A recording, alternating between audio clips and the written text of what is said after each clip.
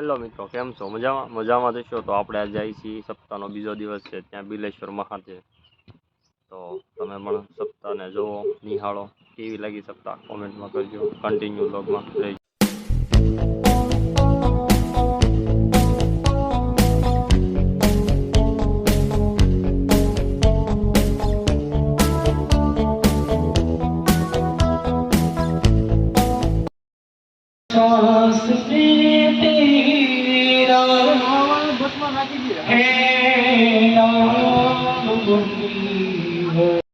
जड़ है मेरा जीवन बन के तू बाहर आ जा सुतली पुकार बस एक बार आ जा सुन ले पुकार मोहन बस एक बार आ जा सुन ले पुकार साहस में तेरा है नाम मुरली मुझे चरणों से लगा दे मेरे साथ मुरली वाले मुझे चरणों से लगा दे मेरे श्याम मुरली वाले अली श्याम मुरली वाले मेरे श्याम मुरली वाले मेरे श्याम मुरली वाले अली श्याम मुरली वाले मेरे श्याम मुरली वाले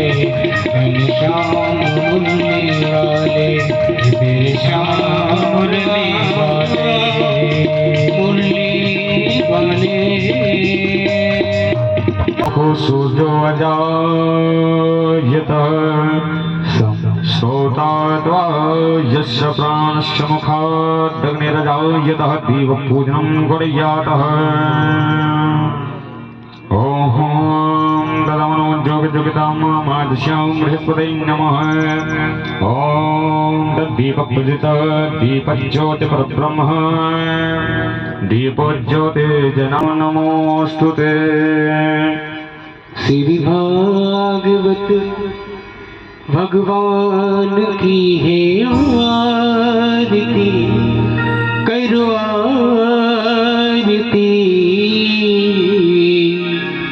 पापियों को पाप से है तारती श्री भागवत भगवान की है आरती करो आरती पापियों पाप से है तारती श्री भागवत भगवान की है आरती पापियों को पाप से तारती ये अमर ग्रंथ ये मोक्ति पंथ ये पंचम वेद निराला नव ज्योति जगाने वाला ये अमर ग्रंथ ये मोक्ति पंथ ये पंचम वेद निराला ये नव ज्योति जगाने वाला हरि नाम यही हरि धाम यही हरि नाम यही हरि धाम यही जग के मंगल की आरती पापियों को पाप से है तारती श्री भागवत भगवान की है आरती पापियों को पाप से है तारती।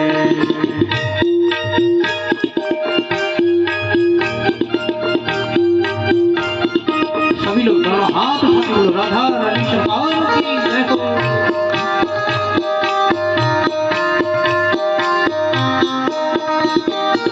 ये शांति गीत पावन पुनीत पापों को मिटाने वाला हरि दर्श करने वाला ये शांत पापों को मिटाने वाला हरि दर्श करने वाला ये सुख करनी ये दुख हरणी ये सुख करनी ये दुख हरणी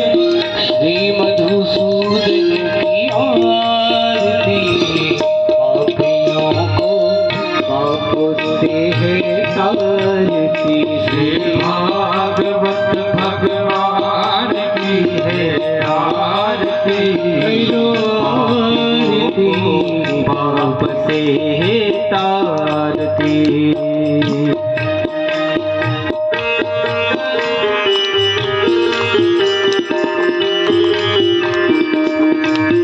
राधा वल्लभ लाल की जय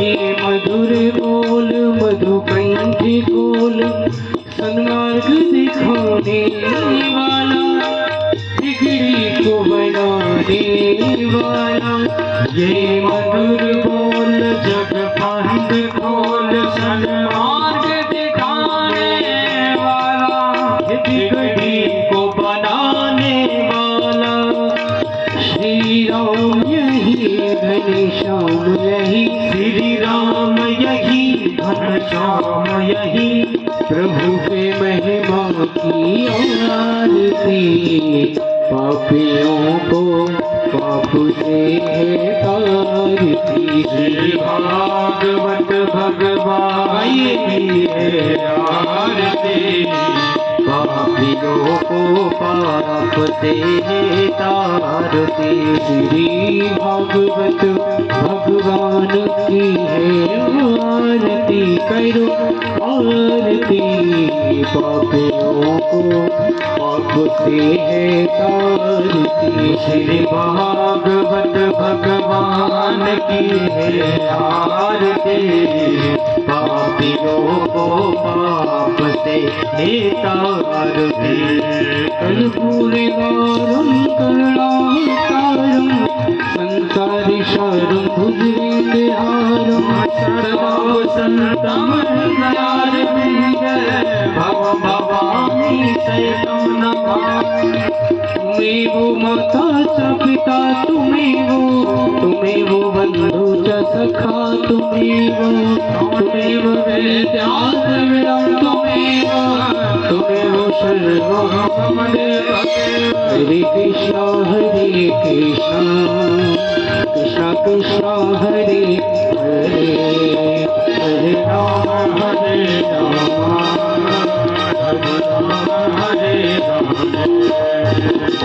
हरे कृष्ण कृष्ण कृष्ण हरे हरे हरे राम राम राम हरे हरे हरे कृष्ण कृष्ण कृष्ण हरे हरे हरे राम हरे हरे हरे कृष्ण कृष्ण कृष्ण हरे हरे हरे राम तापत्रय विनाश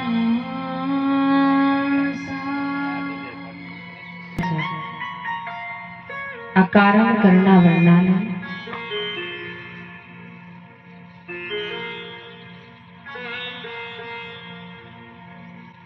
प्रभु श्री बांके बिहारी लाल जी के चरण कमलों का भगवान श्री कृष्ण के चरणों का स्मरण करते हुए कुछ क्षण के लिए अपने मन एवं चित्त को भगवान के चरणों में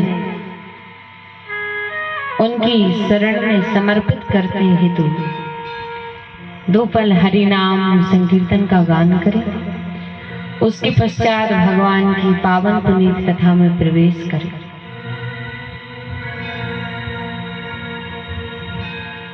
बोलिए बांके बिहारी लाल की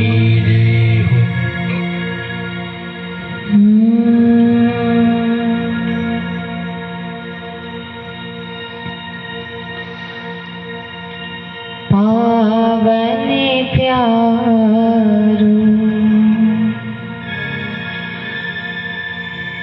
राधा नाम पावन श्री वृंदावन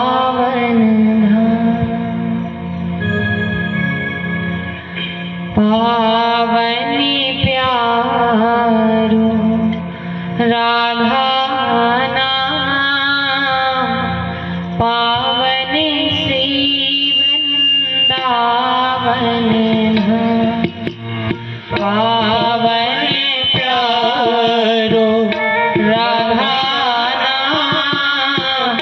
पावन श्री वृंदावन धाम। पावनी प्यारो राधा पावन श्री वृंदावन धाम। पावन प्यारो राधा पावन श्री वृंदावन धाम। पावनी प्यारो राधा पावन श्री वृंदावन धाम। पावनी प्यारो राधा पावन श्री वृंदावन धाम। पावन प्यारो राधा पावन श्री वृंदावन धाम। पावन श्री वृंदावन धाम। पावन प्यारो राधा पावन श्री वृंदावन धाम। पावन श्री वृंदावन धाम। पावन श्री वृंदावन धाम। पावन श्री वृंदावन धाम। पावन श्री वृंदावन धाम। पावन श्री वृंदावन धाम। सभी गाइए वृंदावन धाम। पावन श्री वृंदावन धाम। पावन श्री वृंदावन धाम। पावन श्री वृंदावन धाम। पावन श्री वृंदावन धाम। पावन श्री वृंदावन धाम। और सुनने वाले हैं 88,000 सौनकादि ऋषि। एक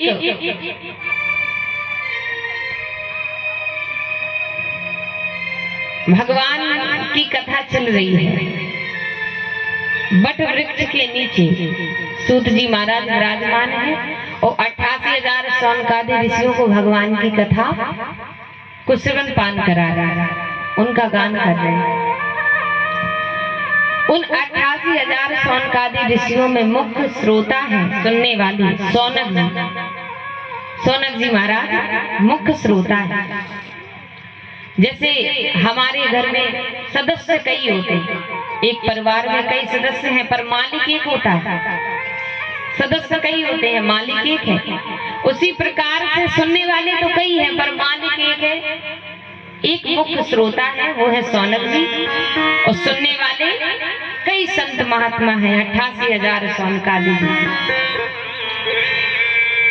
जिस स्थान पर कथा सुन रहे हैं उस स्थान को बताया है। नेम से सूत मासीना अभिवाद्य महामतम कथा अमृत रस स्वादा कुशला सौनको ब्रवीत। नेमी सारण क्षेत्र में भगवान की पावन पुनीत कथा का आयोजन चल रहा है।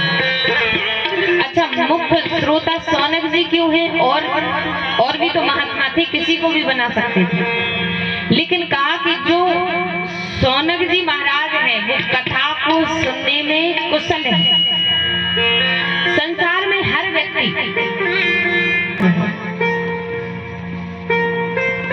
कौन सा ऐसा कार्य है, कौन सा ऐसा संस्कार है कि व्यक्ति का जीवन परिवर्तित हो जाए।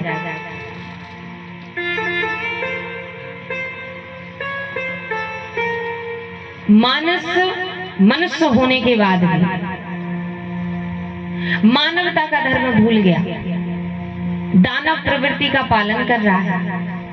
तो ऐसे मानुष का कल्याण कैसे हो, मैं जानना चाहता हूँ। सूत जी महाराज ने कहा कि सौनक जी, आपने बड़ा सुंदर प्रश्न किया। व्यक्ति के बात करने से, प्रश्न पूछने से व्यक्ति के हृदय के आधे विचार पता चल जाते हैं कि व्यक्ति हृदय में क्या सोच रहा है। जिस प्रकार से व्यक्ति प्रश्न करता है, अपने विचार रखता है, आधा आचरण समझ आ जाता है कि व्यक्ति का आचरण है कैसा। तो सूत जी महाराज ने कहा, आपने जिस प्रकार का प्रश्न किया है उससे हम जान गए कि आप भगवान के कितने बड़े भक्त हैं और समाज का कितना हित चाहते हैं। लोक हित की आपके अंदर जो धारणा है, मैं उससे बहुत प्रसन्न हूँ। आपके प्रश्न का उत्तर दूं? प्रभु दीजिए, हम तो कब से इंतजार कर रहे हैं, विलंब मत करिए। तो सूत जी महाराज ने कहा कि व्यक्ति मानव से दानव क्यों बन गया जानते हो? क्योंकि व्यक्ति एक बात का स्मरण भूल गया है। किस बात को भूल गया? कालव्याल मुखग्रासा त्रास निर्नाश हेतवे श्रीमद्भागवतम शास्त्रम कलौकीरेण भासितम्। सूत जी महाराज कह रहे हैं कि सौनक, एक नजर कृपा की कर दो लाडली श्री राम। अच्छा एक बात बताइए, अब आप लोग गुजराती बोलते हैं महाराज, हमको हिंदी आती है, तो आपको समझ तो आती है ना हमारी बात जो हम बोलते हैं। हम आपको समझने का प्रयास करेंगे, आप हमको समझने का प्रयास करें। भाव से ताली हो जाती है। एक नजर कृपा की कर दो लाडली श्री राधे, एक नजर कर दो लाडली श्री राधे, नजर कृपा की कर दो लाडली श्री राधे, एक नजर कृपा की कर दो लाडली श्री राधे, लाडली श्री राधे, लाडली श्री राधे,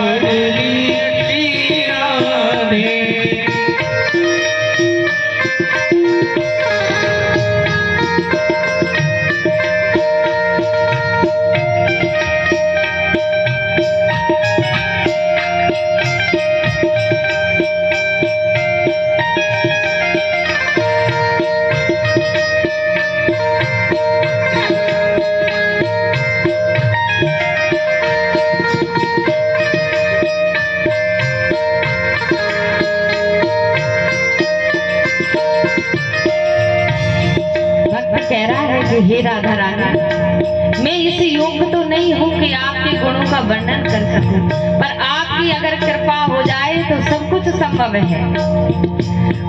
जो तुम जानो अब गुण मेरे, जो तुम जानो अब गुण मेरे, जो तुम जानो अब गुण मेरे, जो तुम जानो अब गुण मत रखना कोई हिसाब लाडली श्री राधे, मत रखना कोई हिसाब लाडली श्री राधे, मत रखना कोई हिसाब लाडली श्री राधे, मत रखना कोई हिसाब लाडली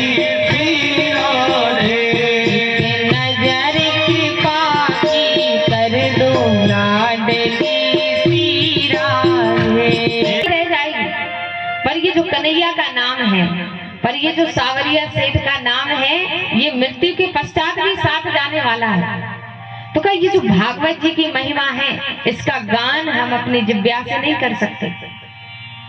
इसलिए महाराज हमको आपका अमृत नहीं चाहिए, आप वापस ले जाइए, मात्र हम तो कथा को श्रवण पान करना चाहते हैं। तो ये जो भागवत जी की कथा है, इतनी विशाल महिमा है कि परीक्षित महाराज ने अमृत तक को ठुकरा दिया।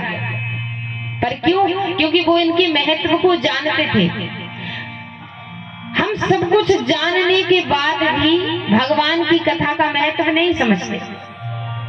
जानने के बाद भी हर व्यक्ति ऐसा नहीं है कि मात्र सुन लेने से महत्व पता हो।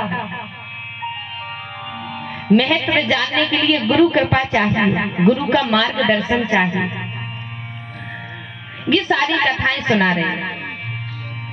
सौनक जी महाराज ने कहा कि गुरुदेव स्पष्ट रूप से बताइए, हम अभी समझ नहीं सके।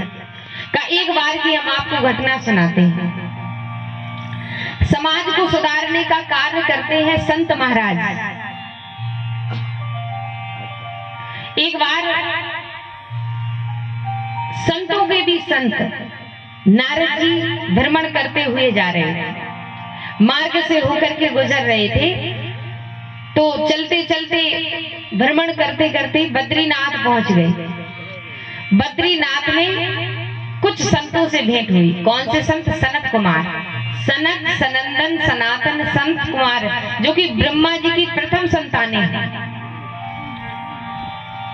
ब्रह्मा जी की प्रथम संतान है, और ब्रह्मा जी की प्रथम संतान के माध्यम से ही उदासीन संप्रदाय का निर्माण हुआ। क्योंकि जैसे ही इनका प्रागट्य हुआ, अवतार हुआ, तो ब्रह्मा जी ने अपनी प्रथम संतानों से कहा, सनत कुमारों से, सनकादि ऋषियों से, कि पुत्रों जाओ, जाकर सृष्टि की रचना करो। तो चारों संत बोले, पिताश्री हम सृष्टि की रचना करना नहीं चाहते। बोले क्यों? हम भगवान का भजन करना चाहते हैं, हम गृहस्थी के जंजाल में पड़ना नहीं चाहते। तो भजन करने चल दिए। बात को लेकर हम इस बात से चिंतित हैं कि जब भगवान श्री कृष्ण द्वारकाधीश इस धराधाम को छोड़कर गए, तो हमने विचार किया कि भगवान तो है नहीं, तो जहां भगवान ने अपनी लीलाएं की हैं, उन तीर्थों में जाकर भ्रमण करते हैं, आनंद लेते हैं, आनंद की अनुभूति करते हैं। तो हम भ्रमण हेतु इस धराधाम पर आए और भ्रमण करते करते कई तीर्थों में गए।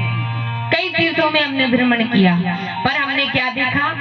सत्य शौच तप डूब गए सब, दान दया का नाम नहीं, लगे पेट भरने में सब छल झूठ छोड़ कुछ काम नहीं। बोले मैं जगह जगह गया तो मैंने दृश्य देखा, सत्य समाप्त हो गया, तपस्या समाप्त हो गई, दान दया का नाम नहीं। बोले ना तो धराधाम पर कहीं दान है, ना कहीं दया है, लोगों के हृदय में दया भी नहीं रही। ऐसा दृश्य देख करके मैं बड़ा उदास हो गया कि तीर्थों में भी ऐसा होने लगा महाराज। पहले आप देखिए, घरों में झगड़ा हो जाता था, परिवार में पत्नी से झगड़ा हो जाए, बच्चों से झगड़ा हो जाए, तो घर के पुरुष कहा करते थे, जितने भी आने वाला नहीं है। हमारा आप गुजार के देखे, अब घर में तो गुजारा हो जाएगा, पर तीर्थों में नहीं हो सकता। क्योंकि पहले तीर्थों का नियम कुछ और था। कोई भी जाता था आनंद के साथ महीनों महीनों रहता था भगवान की मंदिरों में, आश्रमों में। पर अब वो वातावरण नहीं है, वातावरण परिवर्तित हो गया। अब तो जैसे महाराज तीर्थों में जाओ तो बड़ा मोटा घड़ो धन लेके जाओ। जब भगवान के दर्शन होने वाले हैं, तीर्थों में आप जाइए, किसी भी आश्रम में रहेंगे, धर्मशाला में रहेंगे, तो धन होना बहुत आवश्यक है। बिन धन के गुजारा होने वाला नहीं है। और आप अपने घर में अपने दादाजी से, बुजुर्ग लोगों से पूछिए कि जब आप अपने समय में तीर्थ जाते थे तो कैसा वातावरण हुआ करता था। महीनों गुजर जाते थे, सालों। और सुबह सुबह सवेरे सवेरे कितने बजे जागे होंगे आप? 4 बजे, 5 बजे। इससे पहले ही जागे होंगे, घर का सारा कार्य करके आप कथा सुनने आ गए। कितनी मेहनत की होगी, कितना कठिन परिश्रम। तो कई संसार में अगर सबसे ज्यादा कोई मेहनत करता है तो वो होता है गृहस्थ व्यक्ति, एक पारिवारिक सदस्य। वो जीवन में बहुत कठिन परिश्रम करता है। ऐसे व्यक्ति के घर जाते तो ऐसा हो नहीं सकता कि आपका सम्मान ना हो, क्योंकि गृहस्थ व्यक्ति में इतना सामर्थ्य होता है, इतना बल होता है कि भगवान को भी नन्हा सा बालक बना सकते हैं, माता अनुसुईया की तरह पालने में झुला सकते हैं। लेकिन सामर्थ्य पक्का हो, शक्ति हो हृदय में, तो आप गृहस्थ परिवार में क्यों नहीं चले जाते? कहा गुरुदेव कुछ मत पूछिए, हम गृहस्थ परिवार में भी गए, वहां भी यही हाल है। बोले कैसा हाल? जब मैं गृहस्थ में गया तो मैंने देखा तरुणी प्रभुता के ही श्याल को बुद्धिदायका। हर घर की परिस्थिति, घर की मालिक हर व्यक्ति की पत्नी है, पुरुष की चलती नहीं है, घर में पत्नी की चलती, महिलाओं की चलती। तो कहा ऐसी स्थिति देख करके मैं संकोच में पड़ गया कि घरों में ऐसा होने लगा। श्याल को बुद्धिदायका, जो पत्नी का भाई कहता है घर में वो होता है। तो ये सब देखकर मैं बड़ा चिंतित हूँ। घर के बच्चों के आचरण भी ठीक नहीं, मंद बुद्धि आलसी हुए, कलिका प्रभाव दे दुख अपार। घरों की संतानें कैसी हैं? मंद बुद्धि आलसी। मंद बुद्धि किसको कहते हैं? सब कुछ जानने के बाद भी गलत आचरण करना, अनभिज्ञ हो किसी बात से, अनभिज्ञ होने के बाद वो कार्य करें तो कोई बात नहीं कि जानते नहीं, समझ नहीं है, और अनभिज्ञ भी नहीं है, सब ज्ञात भी है। ज्ञात होने के बाद गलत आचरण करें तो दोष तो लगेगा ही लगेगा। मंद बुद्धि आलसी हुए, आलस्य से भरे हैं। आप देखो महाराज, हर घर में जाइए, पिताजी उठते हैं सुबह 4 बजे और बच्चे उठते हैं दोपहर में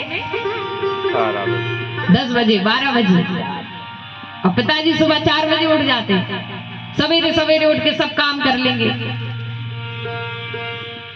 फिर जाकर घर के बच्चों को उठाने जाते हैं, बेटा उठ जा, सुबह हो गई, सवेरा हो गया। ऐसे व्यक्ति कलिका प्रभाव दे दुख अपार। भविष्य कभी सुनहरा नहीं हो सकता, अच्छा नहीं हो सकता, कितना भी प्रयास करें। तथा कथित सब संत हुए पाखंडी करते मिथ्याचार। कलयुग में जो वास्तविक संत है, जो वास्तविक संत है, एकदम फकीर, उनके पास कुछ भी नहीं, मात्र भगवान के चरणों में जिनका ध्यान है, भगवान की शरण में समर्पित कर दिया स्वयं को, ऐसे व्यक्ति को कलयुग में कोई नहीं पूछता। ऐसे संत को बहुत कम मानता। और जो आडंबरी है, पाखंडी है, बड़ा दिखावा करते हैं, उनके पीछे प्रजा भागती है, महाराज महाराज करती है, गुरुजी करेंगे। और जो वास्तविकता में बहुत महान संत हैं, भगवान के भक्त हैं, उनको एक बार झुककर प्रणाम भी नहीं करते। ये कलयुग की विशेषता है। गुरुदेव मैं बड़ा चिंतित हूं कि गृहस्थ का भी ये हाल है।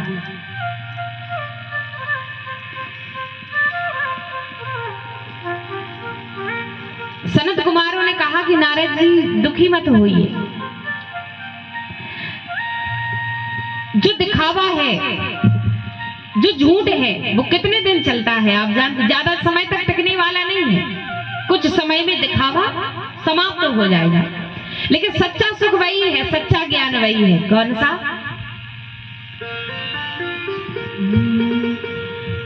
मन लाग्यो मेरो यार, मन लाग्यो मेरो यार फकीरी में, मन लाग्यो मेरो यार फकीरी में, मन लाग्यो मेरो यार फकीरी में, मन लाग्यो मेरो यार फकीरी में। जो सुख पायो राम भजन में, जो सुख पायो राम भजन में, वो सुख नहीं अमीरी में। ओ मन लाग्यो लाग्यो लाग्यो, ओ मन लाग्यो मेरो यार फकीरी